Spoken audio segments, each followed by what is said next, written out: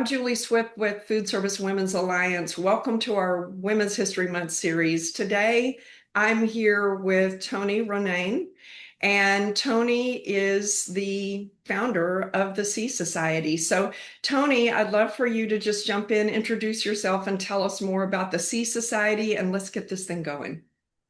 Sounds great. Thanks for having me, Julie. So my name is Toni Ronayne. I have spent my career building and evolving restaurant, retail, and food service brands. And I've just recently left the corporate world to launch the Sea Society, which is a fractional leadership and hospitality collective focused on placing great talent, great fractional leaders with emerging concepts and brands that are going through transitions, are rapidly growing. And our focus is really to evolve the leadership in the restaurant and hospitality industry. Wow, I love that. But I have to tell you, the first question that just pops into my mind is like, you've operated at the highest levels in this industry, top of your game. Mhm. What what inspired you to step away and do this? Well, there's a couple of reasons. I think that as women, and certainly as a woman that's accelerated my career in this restaurant and hospitality industry, I recognized that, existing within this container as it is today isn't necessarily where I am meant to grow and to evolve. So, at a personal level, having the opportunity not just to sit at one boardroom table, but maybe to influence the dynamic of several different companies is something that was very appealing to me. And we're seeing this with women, not just in our industry, but I think across all industries, this idea of living a portfolio life, uncovering the things, the many things that we can do well. I started my career in operations and then I moved into franchise development. I was then a managing director for Little Caesars in Canada. I was then the brand president of Perkins American Food Company. And so as my career trajectory has evolved, I recognized that there wasn't really this one container that I wanted to continue sitting in. And we're seeing this, revolution across industries right now with women specifically. I think we recognize that we're good at multiple things, that we can add value in so many different ways. And so kind of this old way of leading or old way of being doesn't necessarily suit not just what we need as women, but ultimately what businesses need today. So as I was going on my own journey and observing what was happening in the industry and seeing lots of these, top talented female executive leaders start their own transitions, I recognized that there was an opportunity, number one, to build community and bring these like-minded individuals together. But number two, to start thinking about how we can do business differently and better. Um, the C-suite itself isn't disappearing; it's actually evolving, and fractional leadership isn't a downgrade; it's often an upgrade in judgment per dollar. And so, not only is this a smart solution for businesses, but I think that this provides a space for female leaders specifically to be able to be authentic to who they are, to do their best work and find a space to grow and evolve in an industry that at some level has been quite stagnant in terms of the way that that leadership is positioned. Wow. So not only do I think companies are going to be reaching out to you, but I definitely think some women in this industry that come to mind first and foremost may be reaching out to you as well. So it almost sounds like this was a little bit of a slow burn where you started just sort of seeing this. And as went through your journey in the industry, that this just came into focus more and more. And I absolutely love that. What's been the biggest sort of surprise in all of this for you and standing this company up and in how you're addressing the needs of the industry, but at the same time, very deliberately addressing the needs of women in this industry today? Yeah, I mean, I think the biggest surprise is as I've been working with different companies, one of the common themes that I continue to see is um, kind of a lack of strategic decision making. It's not that investment isn't happening in these businesses. In fact, when I walk into a business and we do a diagnostic, which is the first thing that we do as fractional leaders, we go in to seek an understanding on the business, and drive that clarity in decision making, and recognizing that companies are often making decisions based on gut instinct or based on emotion or based on what they think is the right problem to solve, but not having that level of clarity often is hurting companies to be able to gain the momentum and the profitability that they're ultimately seeking. And so I think being able to come in as that third party, not just as a consultant, but somebody that's providing clarity and integration, is a real partner on that business, is a true value add that I think is greatly lacking in the current models that exist today.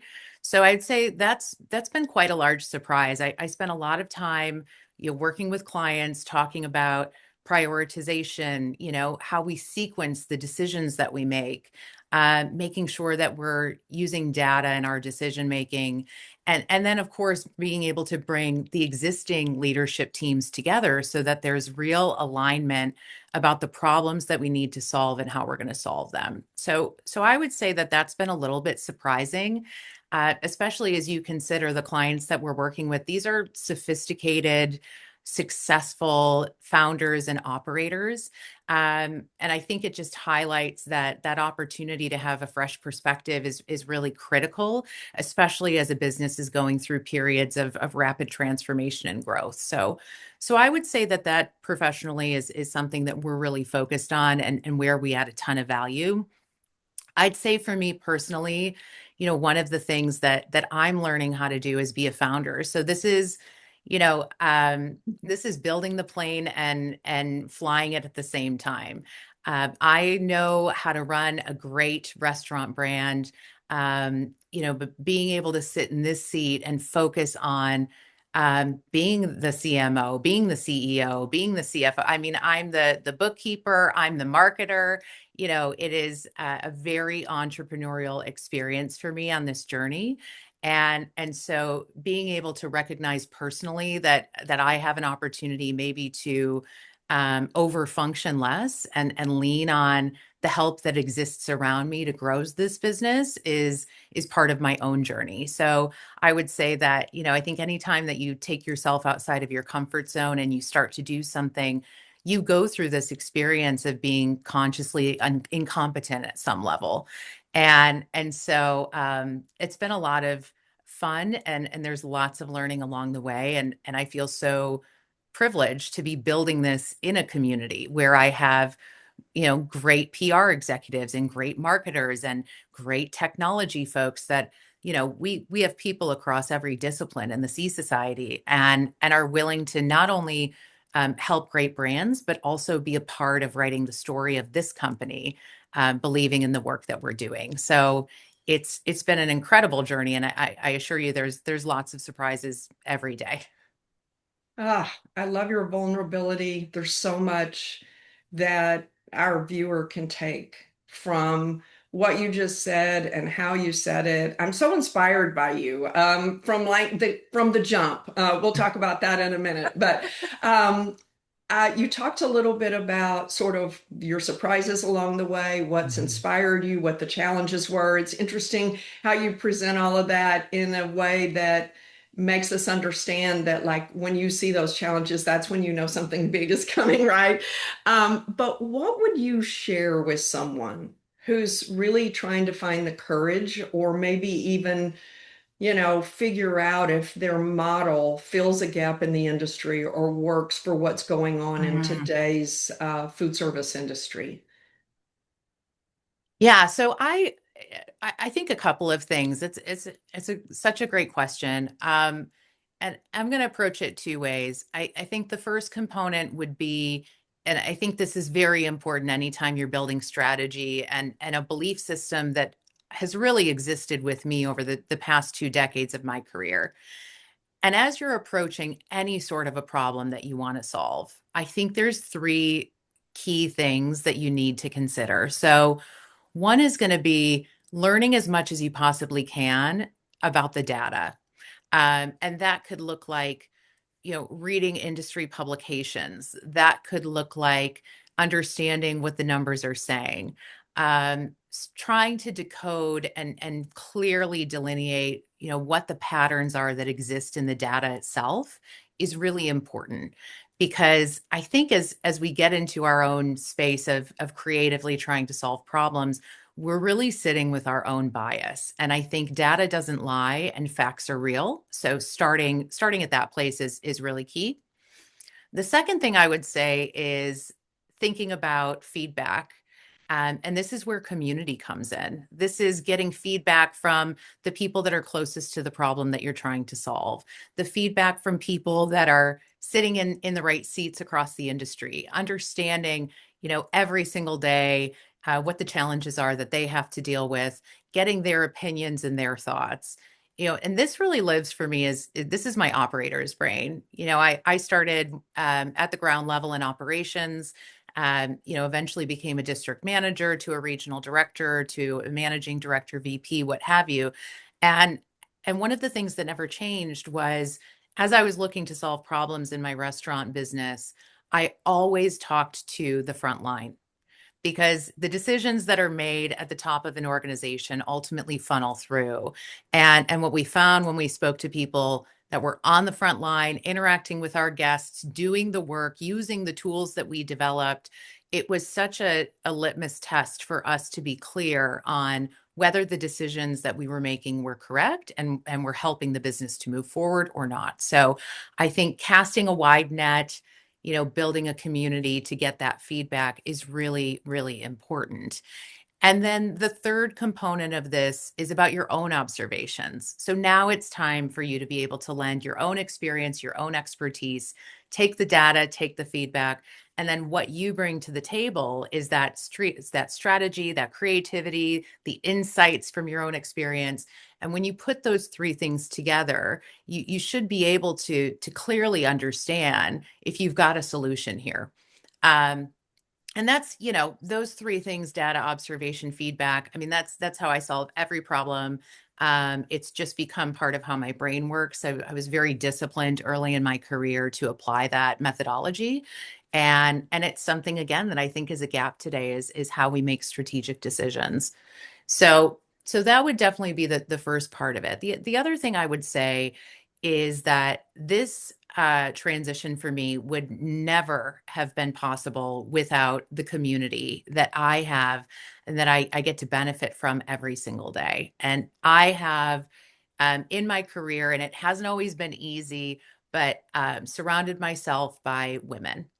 And I was speaking with somebody just this week about this. And if I go back to 20 years in my career, it was really hard to find friends in this industry. I think that it was far more competitive in terms of, how many seats there would be at the table. I think as I was emerging and growing, I had to a certain level of masculinity to have my voice heard. And in the last couple of years, I got to tell you, through so many great programs, through networking on LinkedIn, through referrals and introductions, I've really landed a incredible community of smart women. And these are the women that frankly believe in me before I believe in myself.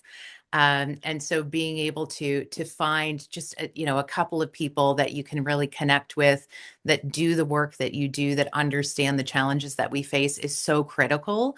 Because sometimes it's just about validating your point of view, and sometimes you need a pep talk.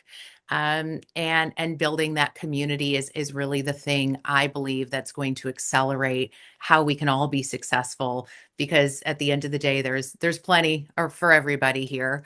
And what we're all really seeking is the ability to be the best versions of ourselves, and we need that community around us to do that. Wow. Wow. So I'm going to come back on screen here to just like give you a virtual hug. These are beautiful and inspiring words, and I just appreciate so much you sharing so openly, so willingly, so enthusiastically, so passionately. I think it really inspires others to find that place in themselves that they can really be successful either right where they are in standing up their own business. So I want folks to know you have not seen the last of Toni. So a little teaser here, but Toni will be doing some work with us at FWA for executive and senior leaders on that next track up. And I had the distinct and wonderful experience to meet Toni just really in the last year through an executive women's retreat. And I am personally so inspired and so happy and proud to be in your orbit, lady. Right back at you. Right back All at right. you. So thank you once again.